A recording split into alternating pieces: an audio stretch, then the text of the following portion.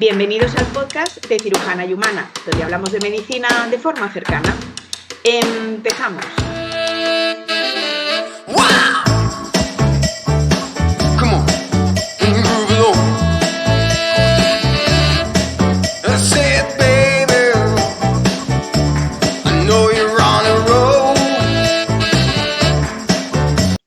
Hoy vamos a hablar de un tumor relativamente frecuente, no de los más frecuentes, pero que afecta a gran número de pacientes, que son los colangiocarcinomas.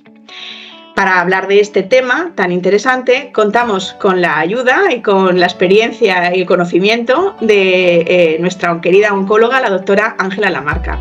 Bienvenida, Ángela. Hola, muchas gracias por la invitación. Cuéntanos un poquito sobre ti. Bueno, pues yo soy Ángela Lamarca, soy oncóloga médica. He estado 10 años en el Reino Unido, volví hace un par de años especializándome en tumores de la vía biliar, en concreto uno de estos tumores son los colangiocarcinoma y bueno, pues me uní hace poco al equipo de la Fundación Jiménez Díaz, donde ahora mismo soy oncóloga médica. Desde el punto de vista personal, que me han pedido que cuente algo un poquito sobre mí, de mis hobbies, que no es algo que hagamos normalmente, pero sí que es cierto que me apasiona, por ejemplo, la música. Estoy todo el rato conectada a unos cascos escuchando música y siempre que viajo voy con la música y la verdad es que me paso la mayor parte de mi tiempo libre buscando conciertos y yendo a conciertos, muchas veces acompañada y muchas veces sola también si no encuentro compañía que se ajuste, así que la música es uno de mis grandes hobbies. Pues qué interesante, Ángela, suena muy bien, como se suele decir en estos casos. Para empezar a hablar sobre este tema, lo primero que tenemos que preguntarte, yo creo que es ¿qué es un colangiocarcinoma? ¿Dónde está? ¿Por qué salen? Y de forma general, 4 cositas o lo que tú consideres sobre este tipo de tumores que normalmente los pacientes cuando lo sufren nunca lo han escuchado. Se escuchan más otro tipo de tumores y no este tipo de tumores. Cuéntanos qué es un colangiocarcinoma. Pues mira, ya no es solo que no lo hayan escuchado el paciente, sino que muchas veces ni su médico de atención primaria lo ha escuchado y les cuesta incluso escribirlo y te dicen, a ver, espera, repite, colangio, ¿qué? Entonces es bastante complicado. Bueno, pues los colangiocarcinomas son parte del grupo de tumores que llamamos tumores de la vía biliar, que son los tumores que se originan en los conductos biliares.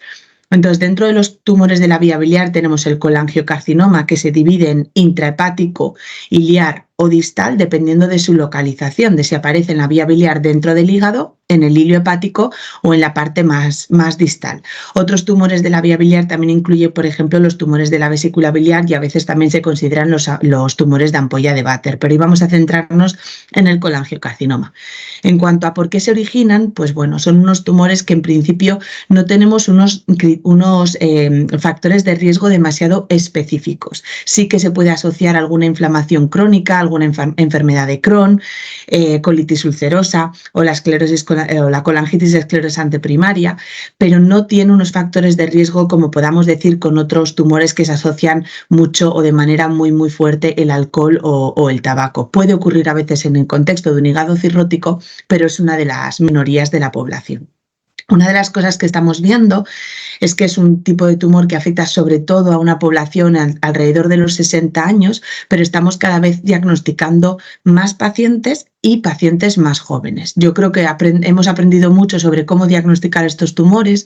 Durante muchos años, un paciente que tenía lesiones hepáticas y no se encontraba un primario fuera y no era un hepatocarcinoma, pensábamos que era un tumor de origen desconocido y ahora ya sabemos que muchas veces era un colangiocarcinoma intrahepático, cosa que está ayudando un poco al aumento de la incidencia. En cuanto a por qué cada vez más pacientes jóvenes, pues tampoco lo tenemos muy claro. Como he dicho, no hay un factor de riesgo demasiado específico. Entonces, estamos diagnosticando más, probablemente porque hemos mejorado los métodos de diagnóstico y a lo mejor también porque existe un aumento de la incidencia que no sabemos por qué, porque no tenemos una causa, como tú bien dices, no se relaciona con el tabaco, con el alcohol, ni con la obesidad, con el hígado graso, como otros tipos de tumores que sí que hay en el hígado. ¿Y cómo se llega al diagnóstico? Es decir, me estoy refiriendo a un paciente, ¿por qué consulta? ¿Por qué nos lo mandan a la consulta? ¿Qué síntomas produce? ¿Cuál es el síntoma de alerta o no lo hay? ¿O es por casualidad? Pues mira, uno de los grandísimos problemas que tenemos es que los síntomas son muy inespecíficos y debido a ello los pacientes consultan tarde y cuando los diagnosticamos ya la enfermedad está casi siempre en estadios avanzados. ¿Qué síntomas pueden presentar? Pues depende un poco de la localización del tumor. Normalmente el colangiocarcinoma intrahepático dentro del hígado no da síntomas hasta que hay una masa muy grande, puede tener algo de dolor o alguna alteración analítica en las enzimas de función hepática. Sin embargo, los colangiocarcinomas extrahepáticos sí que presentan más con una ictericia obstructiva, que a veces, bueno, pues son estadios un poquito más precoces. Pero por desgracia, el diagnóstico precoz es una de las cosas que necesitamos investigar. Tampoco hay técnicas de screening. He mencionado antes, por ejemplo, enfermedad de Crohn o colangitis esclerosante primaria. Son factores de riesgo, pero no hay una técnica de screening de imagen que podamos utilizar en esos pacientes para hacer un screening de colangiocarcinoma. Así que ahí tenemos muchas cosas que estudiar todavía. Has mencionado... Sí, perdón. Continúa, perdona. Iba a decir que una vez tenemos ya los síntomas y el paciente presenta, normalmente atención primaria o en el servicio de urgencias, el diagnóstico se basa en imágenes radiológicas y siempre en una biopsia, que yo creo que también es una de las razones por la cual ha aumentado la incidencia. Hemos empezado a hacer biopsias para todas las lesiones hepáticas, incluso cuando se pensaba que era un hepatocarcinoma, y nos hemos encontrado con la sorpresa de que un porcentaje de eso que pensábamos era hepatocarcinoma era un colangiocarcinoma en realidad. Así que la biopsia siempre es muy necesaria. Yo creo que esto es muy importante lo que nos estás diciendo, porque nosotros, ya sabes, como cirujanos a veces nos mandan los pacientes por alteraciones en las analíticas.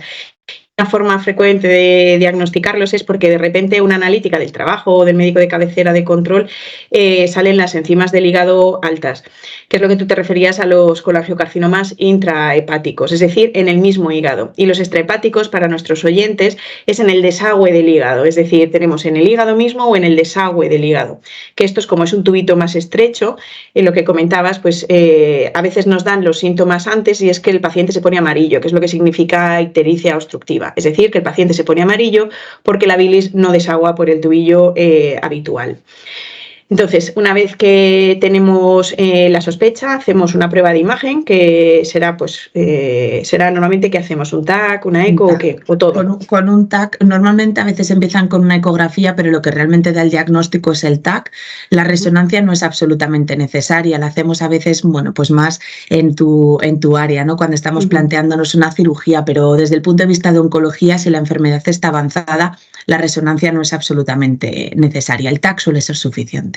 En estos, cuando hacemos el diagnóstico, ¿es frecuente que estos tumores tengan un único tumor o por las características de estar asociados a otras enfermedades es frecuente que tengan en distintos sitios varias masas tumorales?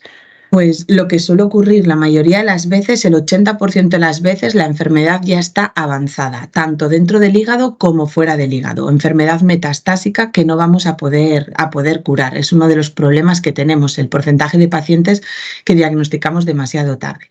Cuando se diagnostica el paciente con enfermedad exclusivamente en el hígado, es raro que haya un único foco de enfermedad. Normalmente ya tenemos lo que llamamos lesiones satélite, que en el caso del colangiocarcinoma suelen ser metástasis de ese tumor primario que se ha originado. O sea que solemos tener normalmente varios focos de enfermedad.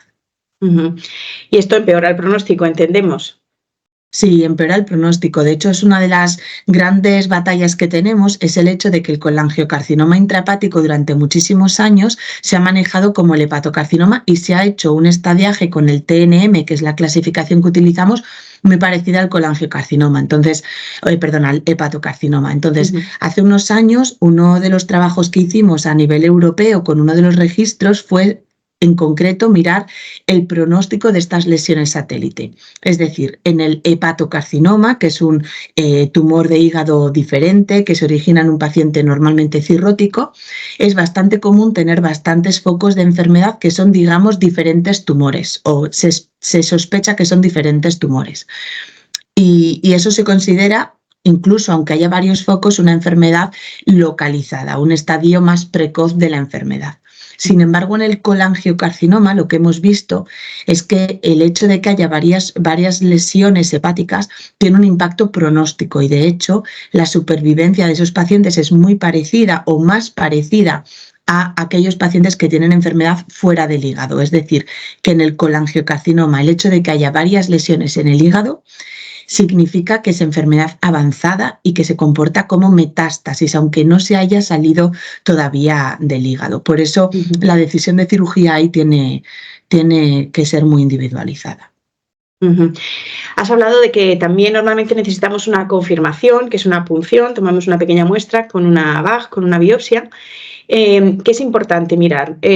¿Nos sirve para catalogar el tumor y ya está? ¿O miramos más cosas cuando hacemos esa punción? Pues mira, esta es una de las cosas que ha revolucionado totalmente el tratamiento, porque hasta hace unos años nosotros teníamos desde el punto de vista de oncología exclusivamente la opción de la quimioterapia. Sin embargo, ahora mismo ya tenemos opciones de inmunoterapia, que podemos hablar después, y también opciones de terapias dirigidas. ¿Qué son las terapias dirigidas?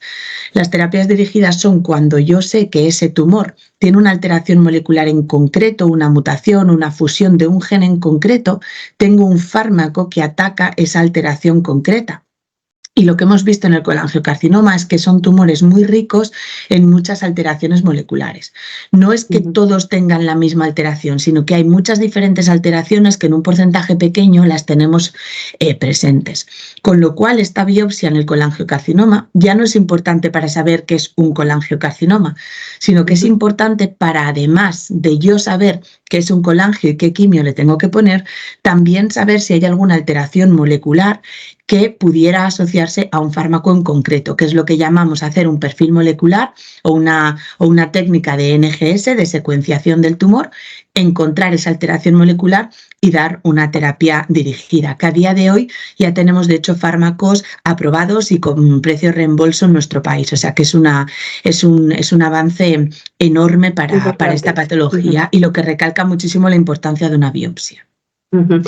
Imaginemos que hemos hecho la biopsia, tenemos el diagnóstico y nosotros los cirujanos consideramos que es un tumor que se puede resecar.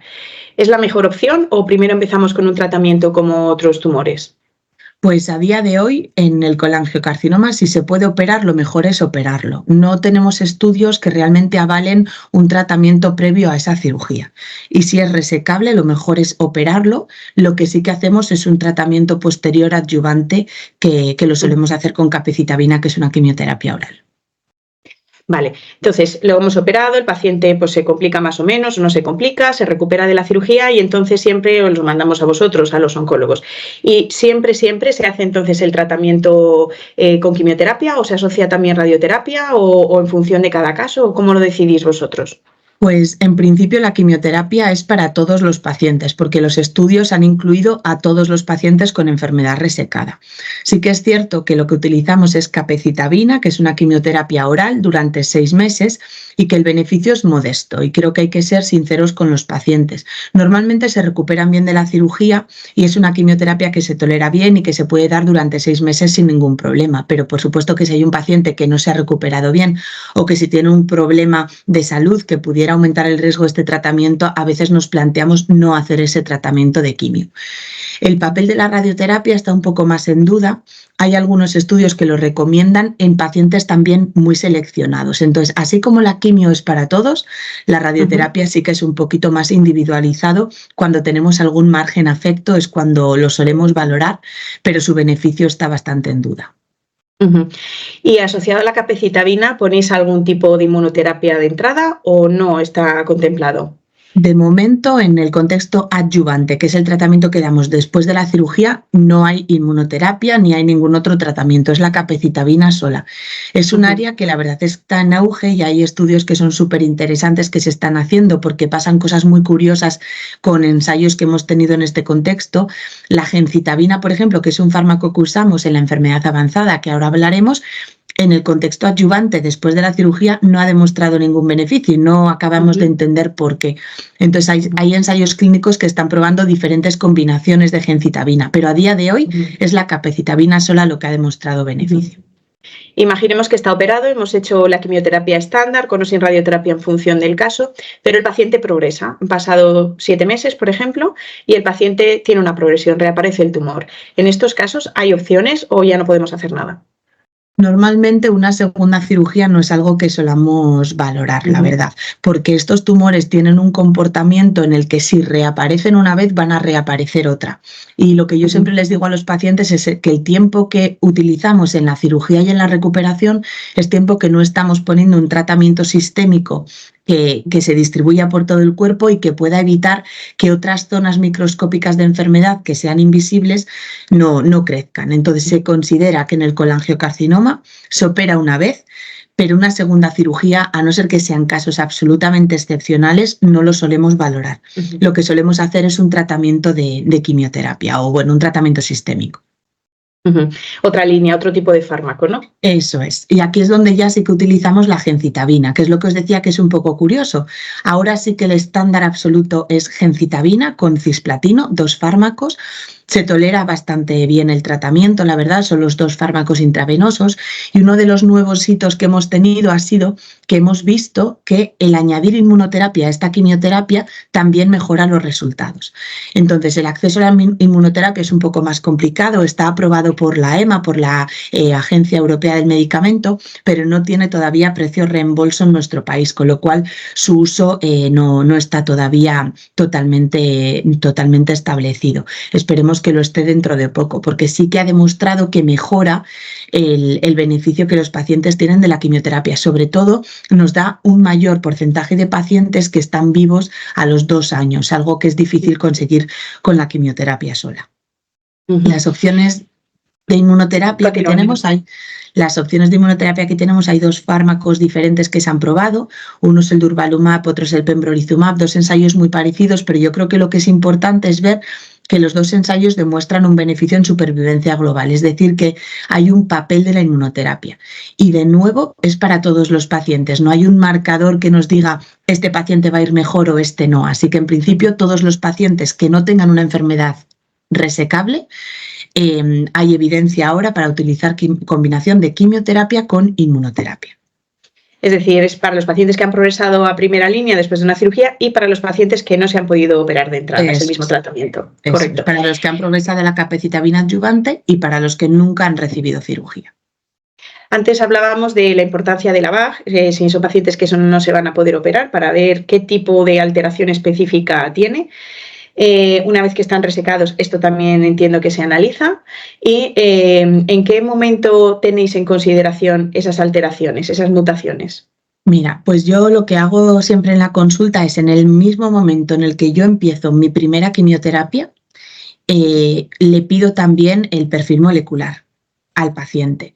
El acceso al perfil molecular es algo también complicado, ¿vale? Porque no es algo financiado por el Sistema Nacional de Salud, entonces, bueno, el acceso es un poco complejo, pero siempre intentamos tener acceso de una manera totalmente gratuita para el paciente a un panel de genes amplio. ¿Por qué tiene que ser amplio? Por lo que decía antes, no es que tengamos siempre la misma 1 o 2 alteraciones, sino que podemos tener hasta una lista de 15 diferentes alteraciones que igual podemos acceder a fármacos porque ya están accesibles, pero también parte de ensayo clínico. Entonces, ¿qué pasa? Que estas biopsias son pequeñas. Yo no puedo hacer 15 diferentes test y si este es negativo hago el siguiente y el siguiente porque se me acaba el tejido enseguida. Entonces, es muy importante que hagamos un único test, que hagamos un muy buen uso de esa biopsia y que cubramos el mayor número de genes posible. Entonces, eso lo conseguimos con paneles amplios, que es lo que llamamos una NGS. Y esos resultados tardan semanas o a veces incluso meses, con lo cual, en el momento en el que yo empiezo la quimio, pido ese test, de manera que cuando voy a tener el primer TAC de reevaluación, que lo hacemos a los 3 meses, ya suelo tener esos resultados. Y eso me permite que si la enfermedad no está respondiendo a esa quimioterapia, pueda yo ver los resultados y si hay alguna alteración, intentar buscar una opción más dirigida. Hablabas que se han aprobado 2 nuevos fármacos. ¿Nos puedes comentar un poquito sobre ellos? Sí, mira, sin meterme mucho en tecnicismos, ¿no? Pero hablaba de bastantes alteraciones moleculares y creo que hay dos que sí que nos tienen que sonar para la gente que tenga cierto interés en colangiocarcinoma. Entonces, una de ellas son las fusiones de FGFR2. FGFR2 es un gen y lo que ocurre es que se pega a otros genes, hace una fusión con otro gen y eso activa el crecimiento celular y digamos que la célula se vuelve loca y es el origen de ese cáncer. Cuando encontramos estas fusiones, que son relativamente raras, aparecen en menos de un 10%, sobre todo de colangiocarcinoma intrahepático, cuando tenemos estas fusiones sabemos que responden muy bien a inhibidores de FGFR2. Tenemos ya 2 inhibidores aprobados. Uno se llama pemigatinib y el otro se llama el futibatinib. ¿Y por qué es tan importante esto? Pues porque con la quimioterapia, la tasa de respuestas que conseguimos después de una quimio previa, es decir, cuando estamos utilizando una segunda línea de tratamiento, la tasa de respuestas es alrededor de un 5%. Eso significa que solamente 5 de cada 100 pacientes van a tener una reducción en el tamaño del tumor. Es una tasa de respuestas muy pequeña. Sin embargo, con estos tumores, con estos inhibidores de FGFR2 en presencia de la fusión de FGFR2, tenemos unas tasas de respuesta entre el 36 y 41%, o sea que la aumentamos muchísimo. Y además en la clínica, en la consulta, lo que vemos es que cuando responden a estos fármacos, mejora mucho la calidad de vida y mejoran los síntomas. Es cierto que son fármacos orales que se llevan, bueno, pues que tienen una vía de administración fácil, aunque sí que tienen una toxicidad, sobre todo vemos toxicidad en las uñas y es bastante significativa y también toxicidad ocular. Entonces, bueno, tiene un perfil de toxicidad diferente, pero una tasa de respuestas que no tiene precedente con lo que podemos hacer con la quimioterapia. La otra alteración también importante que nos tiene que sonar, esta era las fusiones de FGFR2, la otra alteración es las mutaciones de IDH1. Es un perfil diferente porque ahora ya no tenemos una reducción en el tamaño del tumor. Estos fármacos no suelen conseguir eso, lo que consiguen es enlentecer el crecimiento. Y para eso tenemos un fármaco aprobado por la EMA, por la Agencia Europea, pero todavía no accesible en nuestro país, que estamos pendientes del precio de reembolso que se llama ivosidenib, que esperamos que llegue pronto. Pero luego tenemos otras muchas alteraciones que no me voy a meter, para las cuales hay muchos ensayos clínicos. Entonces es muy, muy importante tener esa NGS, revisar bien el informe, hablar con alguien que esté al tanto de los ensayos. Hay herramientas online, por ejemplo el TTD, que es el grupo de tumores digestivos, tiene una herramienta online donde tú metes las alteraciones y te dice qué ensayos hay y en qué centros y el contacto. Entonces, bueno, pues es una cosa que realmente puede cambiar muchísimo el pronóstico de los pacientes. Sí. También es importante estar en un centro pues, donde haya un equipo que, como por ejemplo tenemos aquí de fase 1, que se prueba de otros fármacos y esa posibilidad siempre yo creo que hay que tenerla en cuenta y ofrecérsela a los pacientes. Sí. En global, ¿cuál es el pronóstico de los pacientes con colangiocarcinoma? A ver, el pronóstico global, si juntamos todos los pacientes, los que pueden operarse y los que no, pues la verdad es que el pronóstico es bastante pobre y tenemos menos de un 20% de los pacientes vivos a los 5 años, lo cual es un drama y es algo que estamos intentando mejorar. ¿Cómo lo mejoramos? Pues intentando tener un diagnóstico precoz, un diagnóstico que nos permita curar a más pacientes con una mejor cirugía, bueno, con una mayor proporción de pacientes que llegan a esa cirugía. Es cierto que a pesar de una buena cirugía, muchos reaparecen, con lo cual hay mucho esfuerzo también involucrado en intentar mejorar ese tratamiento posterior que damos después de la cirugía, porque el beneficio de la capecitabina, lo he dicho antes, es muy modesto y necesitamos mejores opciones ahí. Y bueno, pues para el porcentaje de pacientes que no puede operarse, el pronóstico es bastante pobre. Muy poquitos pacientes llegan a los 2 años. Entonces, estamos intentando mejorar mucho las opciones de tratamiento que podemos ofrecerles para una enfermedad incurable. Y ahora, para ser un poco más positivos, ¿cómo crees que va a evolucionar el tratamiento de estos pacientes, por ejemplo, en los próximos 10 años?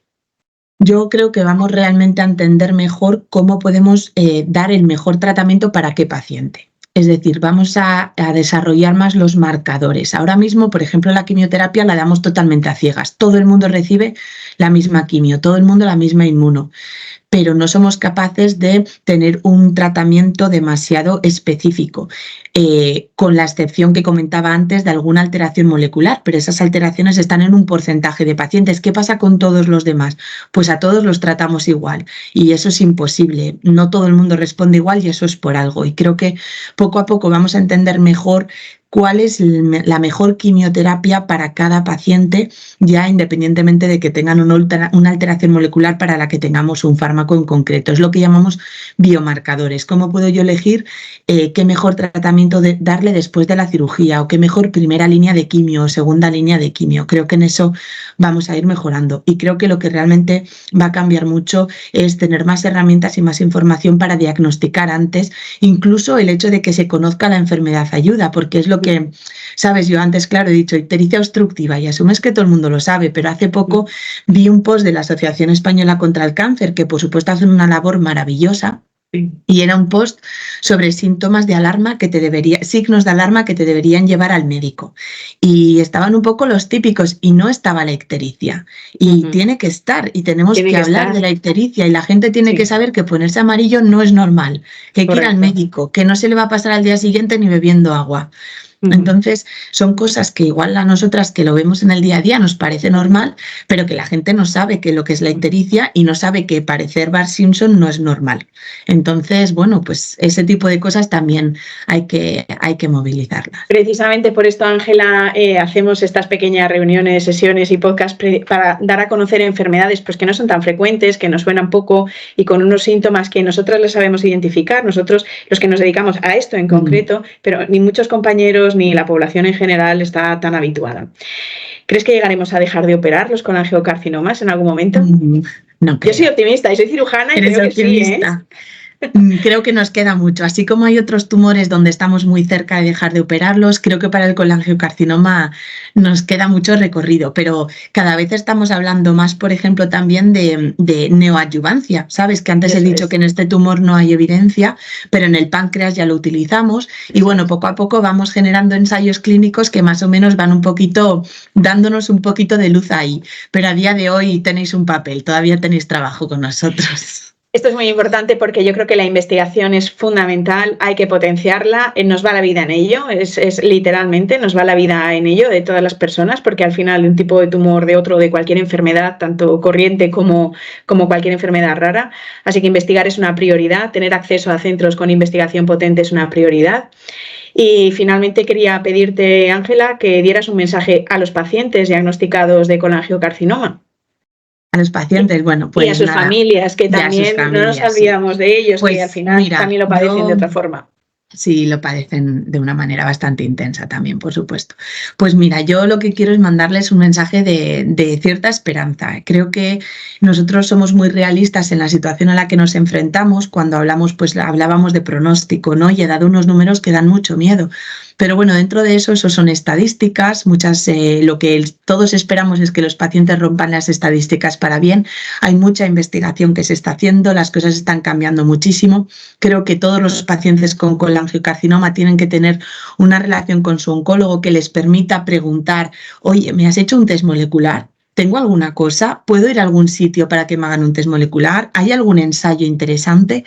Así que les animo un poco a hacer esas preguntas, que a veces les da un poco de miedo, pero bueno, que mucha gente tiene un test molecular y no lo sabe. Lo tiene hecho y no lo sabe, o igual no lo tiene hecho y por hacerlo encuentra una opción de tratamiento. Así que les animo un poco a eso. Y lo otro, y casi no, más importante, es que se acaba de montar, acaba de nacer, el 15 de febrero nació la Asociación de Pacientes de Tumores de la Vía Biliar, que incluye por supuesto el colangiocarcinoma, que se llama ATUVIVI, ATUVIVI, Asociación Tumores Vía Biliar, y bueno, pues que es un grupo de pacientes y familiares con muchísimas ganas de ayudar a otra gente, de que todo el mundo sepa que no está solo en esto, y bueno, que animo a todo el mundo a meterse en su web, a unirse a ellos y bueno, pues a luchar juntos contra esto.